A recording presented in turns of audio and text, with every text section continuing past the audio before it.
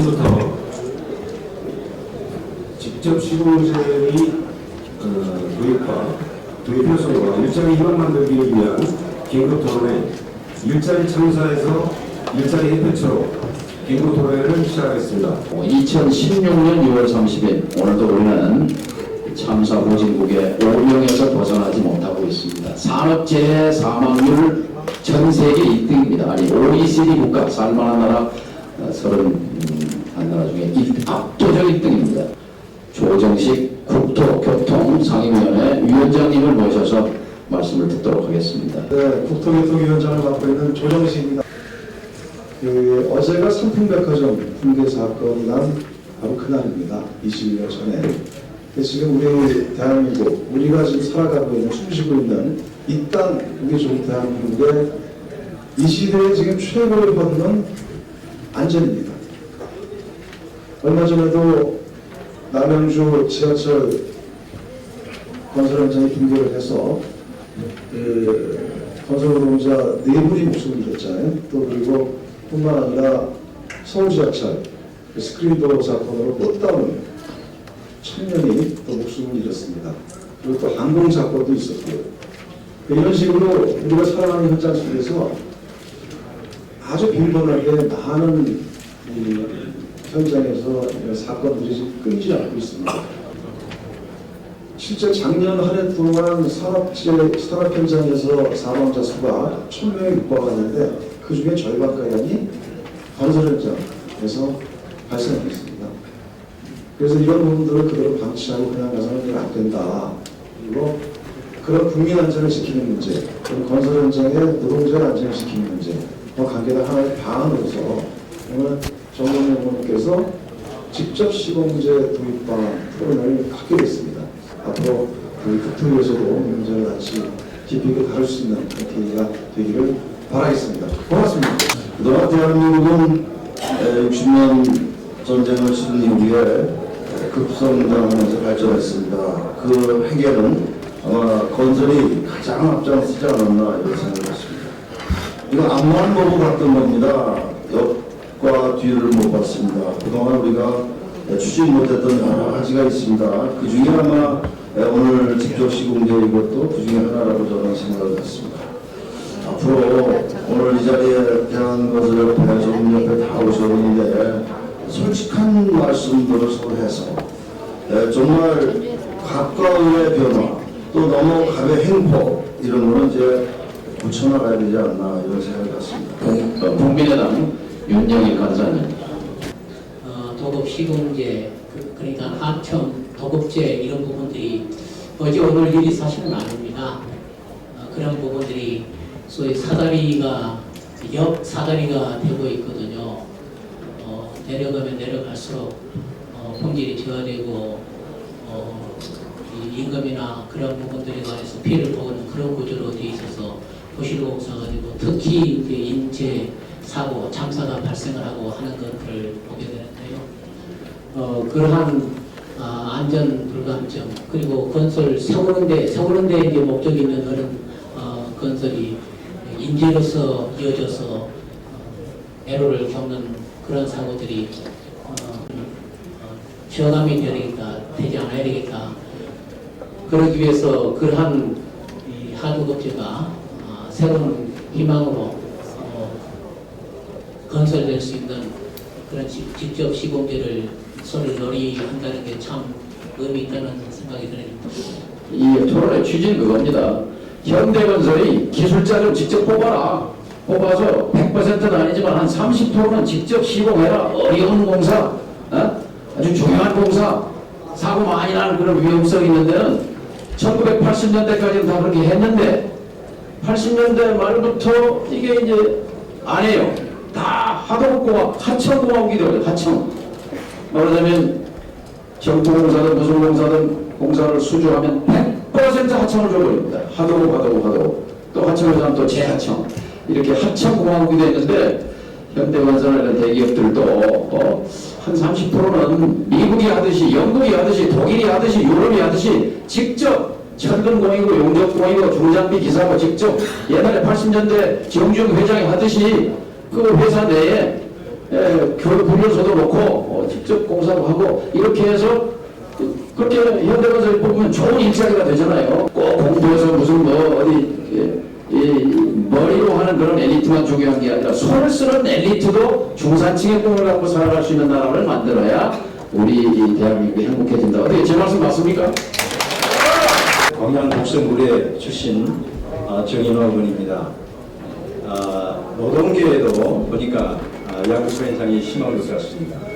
귀족 노동자가 있는가 하면 구의역 스크린도 참석했을 것이지 가방에 라면을 공덕고 다니면서 작업을 해야 하는 그런 노동자, 최하층 노동자도 있는 것 같습니다. 오늘 아마 이 직접 시공제도 그와 무관하지 않다고 봅니다. 이 국토교통위는 아니고요. 농해수위위원입니다만은 방금 이 정동영 위원님께서 말씀해 주신 것처럼 오늘 활발한 토론회 그리고 좋은 결론이 나면은 그것을 법제화시키는데 적극 찬성하고 또 참여하겠다는 것을 말씀을 드리겠습니다. 저희들도 충분히 오늘 논의에 도출된 결론을 가지고 저희들도 열심히 국회에서 여러분들을 위한 제도화, 법률화, 또 다시는 그런 일이 없도록 하는 직접 시공 또는 그뿐만 아니라 건설업계에 여러 가지 고쳐야 될 점들을 열심히 연구하고 고민해서 해결될 수 있도록 하겠습니다. 여러분들 희망을 가지시고 열심히 합시다. 감사합니다. 한 달여 전 구의역에서 19살 김군이 그 스크린 도어를 거치다가 달려오는 전동차에 치여서 무참하게 세상을 떴습니다. 가방 속에는 공부 세트와 컵라면이 들어있었습니다. 140만 원 월급 중에 대학 간다고 그러면 대학이 뭐길래 대학 간다고 100만 원을 저축하고 그리고 40만 원 갖고 사는데 동생한테 10만 원 용돈 주고 19살 그 김군의 죽음을 추모하면서 그리고 진정역에서 사망한 4분 사실은 정부는 1765억 1800억을 공사금액으로 포스코에 공사구간 409를 발주했습니다. 포스코가 수주했습니다. 그런데 현장에서 가스 폭발로 14명이 날아갔을 때 4명이 숨졌을 때 그분들은 다 포스코 출신도 아니고 하청회사 출신도 아니고 일용직 노동자들이셨습니다. 이건 구조가 잘못된 겁니다. 구조가 잘못된 겁니다. 그것을 진단하고 대안을 신영철 박사께 부탁을 드렸습니다. 지금 건설경제연구소 소장이세요. 서울대학교에서 토목을 전공하신 뒤에 대형 건설회사에도 근무하셨고 그래서 현장 경험이 풍부한 분입니다. 또 법무법인에서 건설 경영 컨설팅 분야를 맡아서 각종 분쟁 그리고 사회적 이슈 그런 걸 진단해 왔고 또 시민단체에서도 건설 분야 전문가로 활동하는 현장 출신 전문가인데 오늘 중요한 발제를 해주실 분입니다. 이게 좀 쉽지 않은 주제입니다. 예를 들면 임금 낮다면 임금을 올리자 이야기하고 사람이 다치면 처벌을 강화하자 말을 합니다. 근데 제가 생각할 때는 그것이 근본적인 해결책이 아니라 우리나라의 어떤 건설 산업의 기본이 어떤 부분을 좀 변경해야 되지 않을까. 그래서 현재 제가 봤을 때 우리나라 건설 산업은 비정상적이라고 생각하고 있습니다. 그래서 비정상적인 것을 정상화시키는 것이 현재 20대 국회에서 좀 해줬으면 하는 바람에서 제가 주제와 제목을 이렇게 적었습니다. 오늘 말씀드릴 부분이 이겁니다. 과연 우리가 제대로 되어 있는 것인가? 현재 건설 산업을 규정하고 있는 가장 일반적인 법이 건설산업기본법입니다. 산업에 대한 기본법을 정해놓은 것은 제가 알기로는 건설산업이 제일 유일합니다. 실질적으로. 근데 건설산업의 기본이 어떤 거냐면 종합과 전문을 구별해 놓은 게 기본입니다. 우리나라의 건설산업 기본입니다. 그러다 보면 어떤 일이 생기냐면 원천과 하도 관계가 상당히 엄격하게 구분되어 있습니다. 그래서 이것을 만약 위반했을 때는 강한 처벌이 있습니다. 심하면 영업정지와 동료 취소까지 가능합니다. 그래서 부분이 종합건설업을 시공하는 업종이 종합건설업입니다. 실제 말씀드릴 때. 그다음 전문공사를 시공하는 업종이 전문건설업인데 이거 보시면 종합건설업은 한 개 업체에 대해서 하도를 주면 불법입니다. 일반 하도에서. 근데 두 개에서 나눠주면 합법이 되는 그런 상황입니다. 그래서 두 개든지 세 개든지 두 개 이상 나눠서 모두 다 하청을 주면 합법입니다. 반대로 한 개사한테만 대부분을 주면 일반 하도업이라고 해서 그건 불법입니다. 이상한 기본이 그렇게 되어 있습니다. 또 하나의 문제가 있습니다. 종합건설업이 수주했을 때 그 종합건설업한테 다시 하도를 주면 또 그것이 불법입니다. 전문건설업체한테만 하도를 줘야 됩니다. 대신 전문건설업은 어떻게 되냐면 자기가 수주하는 공사를 다시 하도를 못 주게 됐습니다. 예전에는 신혼청년이라는 제도해가지고 엄청난 사회적 파장이 있었습니다. 포스코 사태 기억하시겠지만 그래서 이 전문건설업은 어떻게 되냐면 하도를 오만 수주할 수 있습니다. 원부급자 될 수 없습니다. 그래서 발주자로부터 직접 공사를 수주하면 불법이 되는 그런 상황이 됐습니다. 아주 제한적으로 될 수 있죠. 일반론적으로 말씀드립니다. 그래서 이것을 전문가들이 어떻게 하냐면 우리나라에 이렇게 되어 있는 건설사의 기본을 갖다가 칸막이식 업역 규제라고 합니다. 전 세계에서 대한민국만 가지고 있는 유일한 업역 구분 제도가 우리나라의 건설사의 기본입니다. 그래서 이런 건설사의 효과는 뭐 여러 가지 보시면 될 것 같고요. 이런 논의들이 상당히 큰 문제에 대해서 논의가 10여 년, 20년 전부터 많이 논쟁이 됐습니다. 종합과 전문 문제를 과연 이게 가져가야 될 것이 맞는 것인가. 그래서 그것을 근본적으로 처벌하지 못하다 보니까 임시 방편으로 여러 가지 사안이 나왔습니다. 제일 먼저 나왔던 것이 경업 제한을 폐지했습니다. 2007년도에, 물론 그 전에도 있었고요. 그 다음에 중개업자 관리 방식을 도입했습니다. 이건 전문업체 가장 강력하게 주장하고 있는 겁니다. 그 다음 저 경업 제한 폐지는 뭐냐면 종합건설업도 전문건설 등록을 할 수 있게 해주는 겁니다. 전문건설업도 종합건설 등록을 할 수 있게 해서 경험을 제한을 하는 건데 문제는 이것은 여전히 종합건설업체 지위로만 원청이 되고 있고 전문업체 명령만 하도록 받을 수 있는 그 법의 구조는 여전히 존재하고 있기 때문에 실질적인 건 아니죠. 소규모 복합공사 확대는 이것은 법에 따른 충돌이 상당히 심합니다. 분리발주법도 마찬가지입니다. 그래서 이 폐해는 상당히 좀 심합니다. 현재 엄청나게 심하게 있습니다. 그래서 현재 우리나라 대한민국 건설사의 비정상적인 것을 저는 생산구조, 방금 말씀드렸던 것이 건설사는 기본입니다. 기본이 실질적으로 보면 원화청 간의 생산구조입니다. 그 생산구조에 말씀드리고 두 번째 말씀드릴 것은 실질적으로 이 생산구조 가동되는 것은 자본의 돈입니다. 정확한 돈이죠, 돈. 돈을 좀 고상하게 말하면 비용입니다.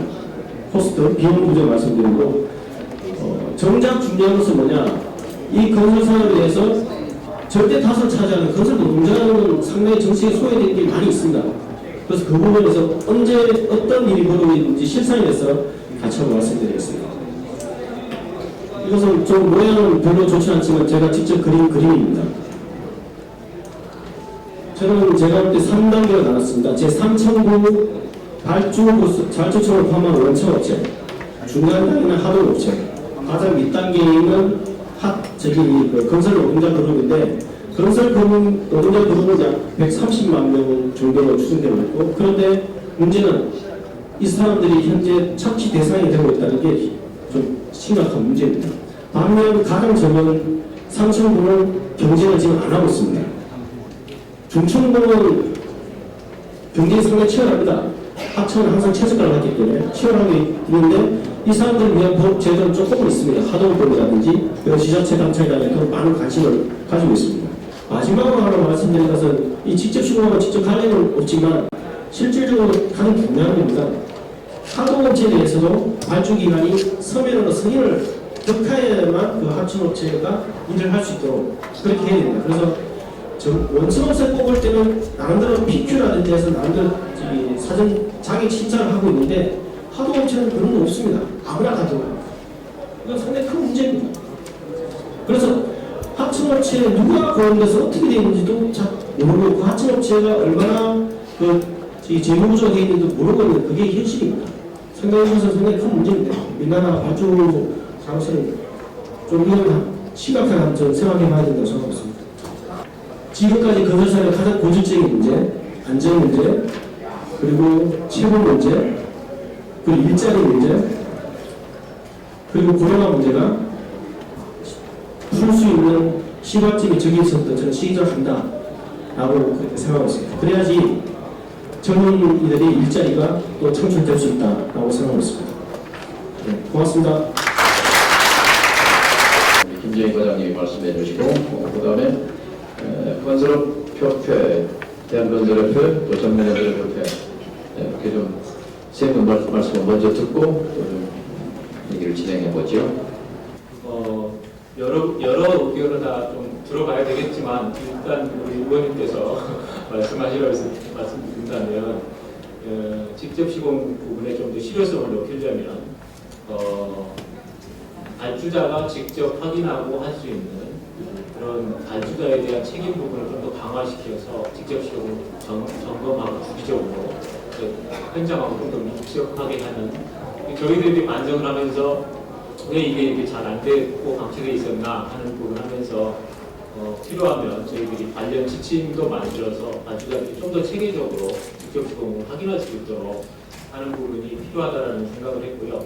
그 다음에 이제 확대할 것이냐 말 것이냐, 또 한쪽에서는 아예 이 시공자의 선택권을 제한하기 때문에 이런 의무를 주는 걸 아예 폐지하자는 쪽도 있고 확대하자는 쪽도 있고 다양합니다만은 이런 부분은 어떤 정부의 담당자가 일방적으로 결정하기 좀 어려울 것 같습니다. 사회적인 합의가 분명히 필요한 것 같고 여러 차례 공론화가 돼서 토론도 해야 될 것 같습니다. 오늘 이 자리도 뭐 그런 계기로 생각을 하고 있습니다. 그 발제자께서 이제 제시한 내용은 직접 시공제 자율화화 방안으로 100억 원 이상의 모든 공사에 적용하자. 그리고 공사 금액의 50% 이상을 도급자가 직접 시공하자라고 제시를 하셨습니다.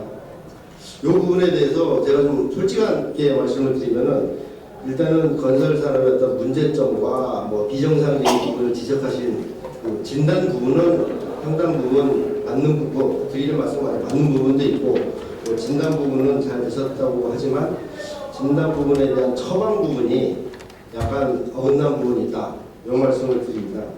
다시 말씀드려서 직접 시공제가 필요하다는 여러 가지 원고 중에 하나로 이제 다단계 하도급의 문제를 말씀하셨죠. 근데 지금 현행 건설산업기본법상 전문건설업자가 다시 재하도급하는 것 자체가 불법입니다. 자체가 불법이기 때문에 저희들이 볼 때는 그거를 허용하고 말고에 대한 어떤 시스템 문제가 아니라 그 불법 하도급을 어떻게 속관해서 못하게 하느냐, 그 다음에 그 전문건설업자가 직접 시공을 하는 근로자들이나 장비업자들을 바로 고용을 해서 공사를 할 수 있는 여건을 만들어 주느냐의 문제이고, 이런 부분에 대한 집행력의 문제지 그 자체가 바로 직접 시공을 뭐 50%까지 이렇게 확대해서 그 다단계 하도급의 문제가 바로 해결될 수 있을 것 같다라고는 생각하지 않는다는 그런 말씀이고요. 그 다음에 아까 말씀하셨다시피 직접 시공 제도가 2006년도에 도입될 때 그 취지 자체가 이제 그 건설업계 그때 당시 이제 고질적인 병폐 중에 하나였던 이제 일괄 전매, 그렇죠? 도급을 받고서 시공을 안 하고 이제 전매하는 그런 업체들을 시장에서 퇴출시키기 위해서 직접 시공 제도를 도입을 했고, 그걸 이제 30억, 50억 이렇게 확대를 하고 있는 과정인 거고요. 이런 취지에서 봤을 때에도 제가 말씀드리는 거는 100억 이상의 모든 공사까지 이걸 확대하는 거는 당초에 도입된 직접 시공 제도의 취지에 부합하지도 않다라는 생각이 들고요. 특히 이제 대규모 공사까지 획일적으로 다 적용을 하게 되면은 지금의 아까 말씀드린 종합 전문으로 구조화돼서 하도급을 효율적인 생산 체계, 생산 패키지를 구성하고 있는 하도급 구조화에서 획일적으로 직접 시공을 의무하게 되면은 결국에는 기업을 운영하는 사람들 입장에서 어차피 직접 시공 제도는 규제지 않습니까? 규제에 대한 수용도가 현저하게 떨어질 수밖에 없고요. 그다음에 그 정상적인 구조로 하도급 관리나 현장 관리를 하는 기업들 입장에서는 불필요한 규제, 과잉 규제로 느낄 수밖에 없다. 이제 이런 말씀을 드리고 있습니다. 만개 건설업체를 이제 대변해서 말씀을 주셨는데, 그러니까 건설 구조가 자연히 하도급이 높을 수밖에 없다. 산업 특성상 또 대형 건설을 사라고 해서 상시 인력 장비를 보유하기 어렵다. 그러니까 현재 상황의 불가피성 이런 걸 강조하셨는데 우리 경실련 최성석 부장님으로서 보시죠. 경실련이 직접시공료를 주장하기는 꽤 오래된 걸로 알고 있습니다. 2000년도부터 주장했었는데 저희도 지금 발제자분과 거의 구조를 같습니다. 저희도 이제 공공공사, 공공이 제 역할을 하지 않는 상황에서 민간공사까지 좀 통제하는 것은 무리가 될 수 있기 때문에 공공공사 먼저 생각이 되었고 적용 규모는 역시나 100억 원, 그리고 적용 비율은 지금 이야기한 위원님께서 내신 비율은 20%인 걸로 알고 있는데 20%는 아까 발제문에서 나왔지만 재료비를 포함할 시에는 거의 아무런 효용성이 없는 비율이라고 보고 있습니다. 그렇기 때문에 약간 상징적인 의미에서 50%가 필요하다고 보고 있고요. 아까 이제 발제자분이 약간 그 기대 효과에 대해서는 좀 너무 시간상으로 좀 줄이신 것 같아서 기대 효과를 말씀드리면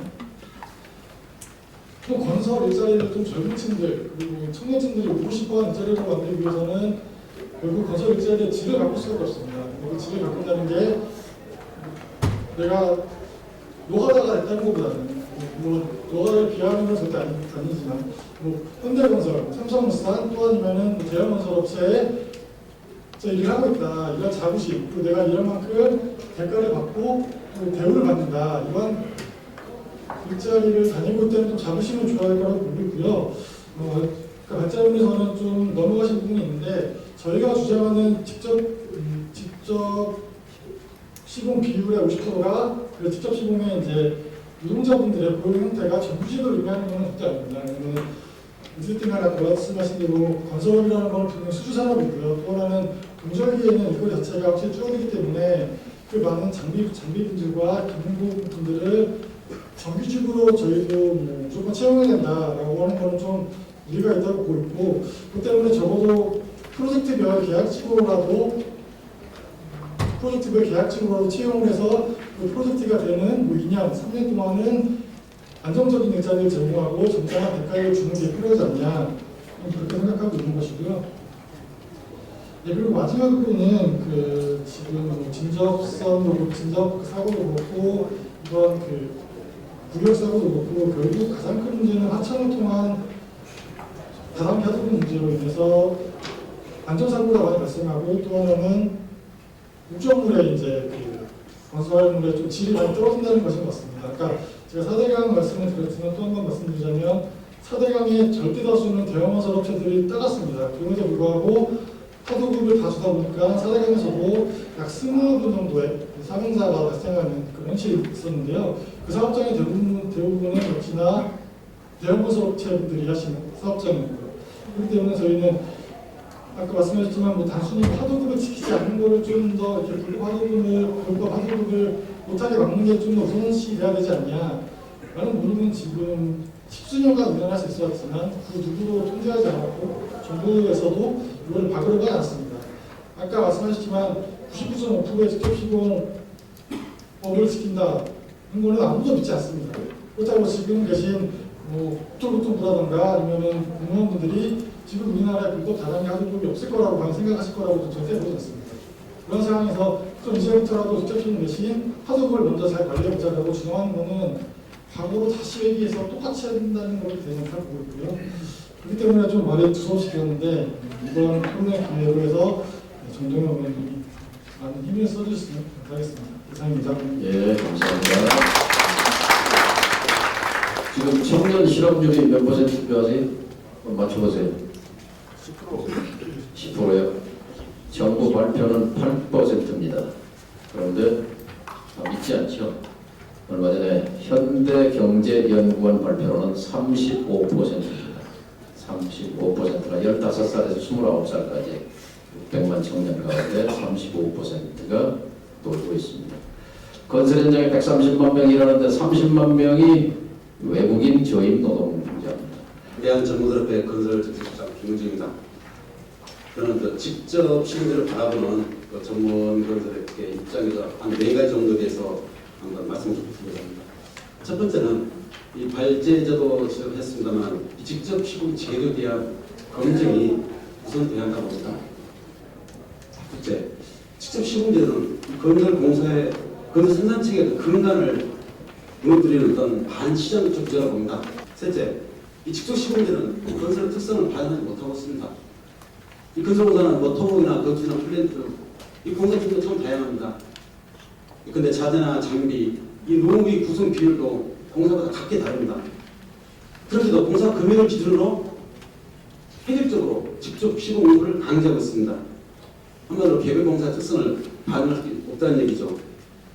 또 한편으로는 건설업체의 시공 선택권을 제한하는 불합리한 규정이 한 것입니다. 네 번째로는 이 직접 시공제로는 이 근로자의 권리나 처우 개선에 미치는 영향이 별로 크지 않다고 봅니다.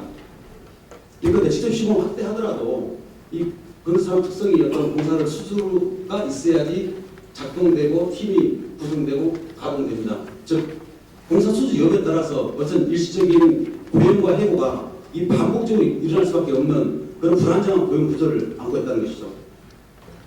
지금도 미미한자만 50원 미만 공사에도 직접 시공 문제가 시행되고 있습니다. 그런 많이 와 계신 것 같은데 어떻게 근로자 어떤 처우가 직접 시공 제도 도입으로 많이 좀 개선됐다고 보신 겁니까? 어떻게 생각하십니까? 아무튼 발전에 나와 있습니다만 이 건설 기능 인력의 67.6%가 이 하드 업체에 소속되어 있습니다. 또 원가 업체 소속은 약 5.2%에 불과합니다.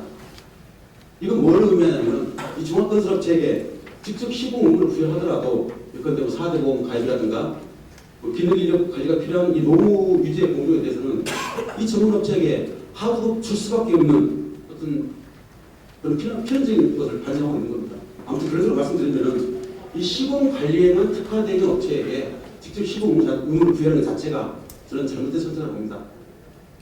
또한 당초 도입 취지가 퇴색된 정책입니다. 반드시 객관적인 검증 절차가 필요합니다. 단순히 대상 금액이나 그 시공 비율을 조정하는 이런 단편적인 접근보다는 전체 어떤 건설 생산 체계와 연계해서 보다 큰 틀에서 이 제도를 존폐 여부를 포함한 어떤 종합적인 검토가 필요한 그런 과제라고 생각하는 겁니다. 아주 선명하게 입장을 얘기해 주셨어요. 그러니까 전문 건설업계의 입장을 아주 분명하게 직접 시공제는 반시장적 규제다. 시장 원리에 반한다. 하도급 하청이 불가피한 거다. 이렇게 저는 분명한 입장을 얘기해 주셔서 감사하고 여기에 대해서 이정훈 실장님 이어서 말씀해 주십시오. 저는 이제 몇 가지 이제 우리의 그 원칙에 대해서 좀 말씀을 드리고 싶어요. 지금 이제 한쪽은 이걸 규제라고 하고 있습니다. 그렇죠? 정부협회나 건설협회는. 근데 이게 이제는 바뀌어야 됩니다. 이게 규제가 아니죠. 이거야말로 진짜 공정한 거죠. 시장 원리에 따르면 뭡니까? 종합이나 전문이나 이렇게 구분을 해서 그 영역을 보장해 주는 거. 이거야말로 진짜 시장주의자 입장에서는 그 보장해 주면 안 되는 거 아닙니까, 여러분? 그러니까 이게 왜 이게 규제인지 나는 이해가 안 되고요. 저희들 주장은 규제를 철폐하라는 겁니다. 법역에 그런 규제들을 없애라는 거고, 그래서 정말 공정한 시장이 되었으면 좋겠다는 거고요. 그래서 저희들은 이제는 이 법 체계를 직접 시공을 원칙으로 하는 이렇게 법을 좀 바꿨으면 좋겠습니다. 건설산업기본법을. 그래놓고 이제 예외 사항을 이제 특별한 이제 특허라든지 이렇게 좀 예외를 주는 이렇게 좀 법을 큰 틀을 가시를 바꾸는 게 중요하다. 그다음에 또 하나는 책임 문제인데요. 책임. 하도 제가 두 가지 지금 드리는 책임입니다. 지금 보시면 우리 원청 포스코나 현대건설 입장에서는 이번에 남양주 사건도 그렇지만 자 안전사고가 났습니다. 과연 우리나라 사법부에서 책임을 원청에게 매길 수 있습니까? 지금 체계에서 아무리 산업안전보건법 개정해도요. 우리 민법상 형법상 고용관계 직접관계가 아니기 때문에 처벌 못합니다. 여러분 동의하시죠? 못합니다. 아니 저기 검찰관님께서 못해요 이거 절대로. 그러면 이제는 구조를 바꾸셔야 돼요. 의원님들께서 자 안전에 대한 관리 책임, 자 그다음에 고용에 대한 관리 책임 이거 누구한테 줄 거냐? 이제 원청 직접 수주 받은 업체가 하지 않습니다. 그래야 근본적으로 바뀝니다 이게.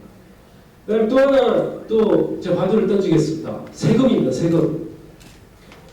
자, 우리 국민 세금이 지금 공공발주공사에 얼마 투입되는지 아십니까? 한 70조, 80조 됩니다. 이게 다 우리나라 국민 세금입니다. 여기 앉아 계신 분들이 다 세금 내고 있는 거예요. 근데 이 세금을 자 어떻게 하고 있습니까? 공사를 따는 업체들 수주 경쟁해서 따면 그냥 로또입니다. 원청 업체 입장에서는. 왜? 밑으로 주면 됩니다. 그냥. 자 거기서 몇 프로 또 되죠? 그러면 이제 하청업체, 우리 하도업체들 또 힘듭니다. 정말 힘들어요. 저도 다 이해합니다. 노동자 입장에서.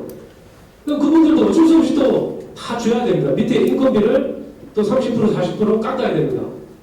네? 지금 저 인천의 LH공사 발주 현장에 타워 그레인에 건설기계 하시는 분이 2명이 꼭대기에 지금 올라가 있어요.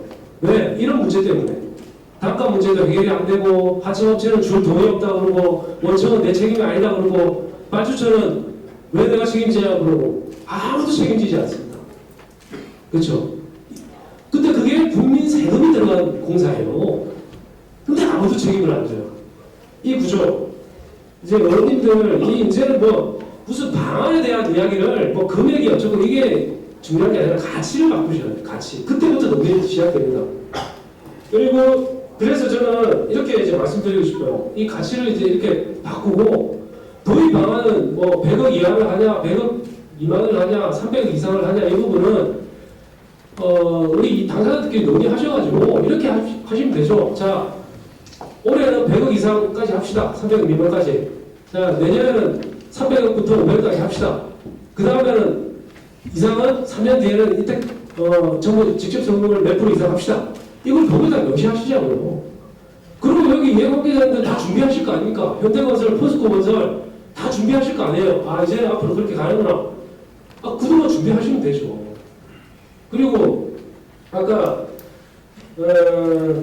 우리 특히 이제 우리 국토부 과장님께 좀 말씀 좋은 방안 하나 말씀해 주셨는데 이게 법은 만들어 놓고 관리가 안 되면 생차 그냥 아무 필요가 없죠. 그래서 발주자가 관리하도록 하는 그 지침을 좀 하시겠다. 그 이야기 상당히 의미 있는 부분입니다. 그래서 저는 이 법과 동시에 그 발주자의 그 직접 시공 확인 지침 내지는 그걸 법제화하는 이것이 같이 간다면 관리도 되고 법도 바꾸고 이런 게 될 것 같습니다.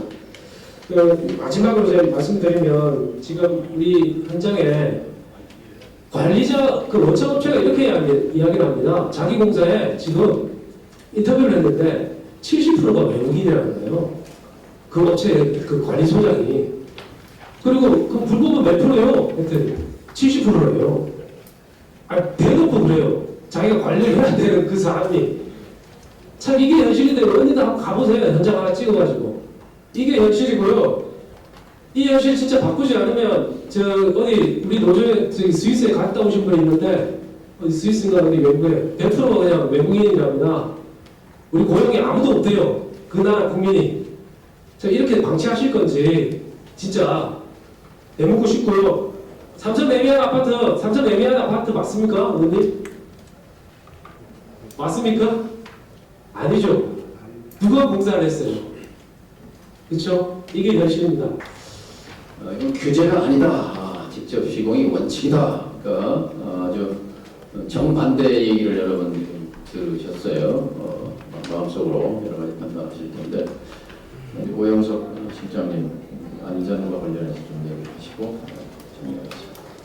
먼저 저희 공단을 잠깐 말씀드리면 94년도 성수대교 붕괴가 직접적인 계기가 돼서 위원 입법으로 만들어진 시설물 안전관리에 관한 특별법으로 설립된 국토교통부 산하기관입니다. 많은 분들이 사례를 발표하고 오늘 패널도 얘기하셨는데 선진 사례를 얘기합니다. 근데 그 선진 사례 제도가 문제가 아니고요. 그 사람들의 의식 수준이 어떤가를 먼저 보셔야 돼요. 그랬을 때 과연 우리가 그런 제도를 받아들일 의식 수준인가 하는 것들 이런 것들을 함께 좀 짚고 넘어가야 되지 않을까 하는 생각에서 말씀드렸습니다. 저는 두 분 협회분들의 입장을 저도 모르는 바는 아니라 저도 건설 쪽에 직관적으로 지금 관여하고 있는 상황에서 제가 느꼈던 걸 한마디로 정리를 하면요. 요즘엔 그런 말 좀 잘 안 쓰는데 옛날에는 상당히 많이 썼던 말입니다. 사람 위에 사람 없고 사람 밑에 사람 없다. 만인의 평등, 조원성 그런 말을 했는데 이 건설 사람은 희한합니다. 기술자 위에 또 다른 기술자가 있어요. 그리고 그 기술자에 또 다른 기술자가 있고 어떤 기술자 밑에 또 다른 밑에 또 기술자가 있습니다. 말씀드리면 하청 기술자 위에는 원천 기술자가 있습니다. 원천 기술자 위에는 발주청 기술자가 있습니다. 원천 기술자 밑에는 하청 기술자가 있어요. 하청 기술자 밑에는 또 모작 아저씨들이 또 있습니다. 건설 산업은 개업화되어 있습니다. 실질적으로. 이 구조 자체가 연결되지 않습니다. 단절돼서. 그래서 이것은 무엇이 문제일까? 저는 그것이 건설 산업이 기본이 잘못 책정됐던 우리나라의 잘못된 기본이 진짜인 것처럼 해서 흘러왔던 그 부분이 아닐까 저는 생각합니다. 그래서 제가 말씀드린 이 비정상화된 것을 정상화 고치는 그런 말씀드리고요. 그래서 직접 시공제를 하기 전에 아까 페이퍼 컴퍼니가 했지만 직접 시공제는 그보다 더 큰 문제가 있습니다. 직접 시공제를 하게 되면 그만큼을 하청을 직접 한다는 이야기입니다. 그 정치 쪽이나 행정부 쪽에서 맨날 하는 게 뭐냐면 불법하고 불공정하고 다양한 이야기를 합니다. 직접 시공을 하게 되면 이런 부당한 하도급이 생길 수가 없습니다. 직접 하는데 어떻게 부당한 하도급이 생깁니까? 그 자체만으로 벌써 절반은 해결되는데 문제는 건설 산업에 발생되는 문제가 하도급으로 발생되는 90%가 보이잖아요. 90%가 없어져요. 직접 시공을 하게 되고. 근데 왜 직접 시공제라고 하냐면 딱 말씀드렸듯이 이 중간에 실질적으로 표현은 좀 과한데요. 이 떼놓는 구조를 없애는 겁니다. 떼먹지 않는다고 이야기하는 적자라고 하면 그럼 적자되는 부분은 자기가 직접 책임지게 만드는 거예요. 이건 책임과 같이 연결되는 겁니다. 또 하나는 뭐냐면 실질적으로 예전 어떤 뭐 대기업 재벌 회장님도 있었지만 실제 음성적인 거래 행위를 할 때 하도업체가 덜러리는 경우가 상당히 있습니다. 이용당하는 거죠. 왜냐하면 그렇게 하지 않으면 살아남을 수 없기 때문에 수주를 받을 수 있기 때문에 부패 문제도 저는 같이 해결할 수 있다고 저는 보여지고 있습니다. 그래서 이거 건설 산업의 이 정상화가 가장 중요한 문제다. 왜냐하면 저는 아까 전에 뭐 비용 문제도 우리가 말씀하셨는데 그래서 제가 낙수효과라는 부분도 넣었었는데 좋다 이거죠. 위에서 많이 받아가는 부분을 만약에 제어하지 못한다면 그러면 그 위에 있던 부분들이 직접 130만 건설 노동자들한테 상당 부분 내려갈 수 있는 방안이 뭔가. 그런 점은 뭐냐면 직접 수주했던 사람 직접 자기가 일을 하게 되면 직접 줄 수밖에 없거든요. 그리고 실질적으로 그래서 채용이 상당히 없어집니다. 모두 하도 문제 당연히 없어집니다. 이것이 직접 시공제 효과지. 이걸 떠나서 제가 볼 때 상당히 지역적인 문제인데 어떤 뭐 그런 문제를 하는 것은 아니다. 근데 단지 문제는 현실적인 문제는 이게 정당성이 높고 현실적인 문제는 우리나라가 종합건설 전문건설 양대 큰 이단체가 있어서 그 사람들이 충돌되는 부분들이기 때문에 직접 시공을 한다면 그것도 같이 세트로 갈 수밖에 없기 때문에 그 부분 같이 고민을 해주셔야 된다. 안녕하십니까. 저는 35년째 전문 건설업을 영위하고 있는 유상록입니다. 예를 들어서 삼성 지금 휴대폰을 생산하는데 삼성에서 그것을 50%, 70%, 80%를 직접 생산해라 이렇게 하시는 말씀 같은데 그래서는 좋은 제품을 만들지 못합니다. 그게 전문가들이나 기술력을 가진 사람들이나 디자인을 가진 사람들이 함께 모아져야 좋은 제품이 생산되고 그 제품이 세계적으로 인정을 받게 되는 겁니다. 이것을 인위적으로 법의 체계에 의해서 이것을 강제한다는 것은 건설 산업의 생산 체계를 완전 부정하고 무너뜨리는 것이라고 네, 핵심을 얘기하셨으니까 그 부분에 대한 우리 신현철 박사님.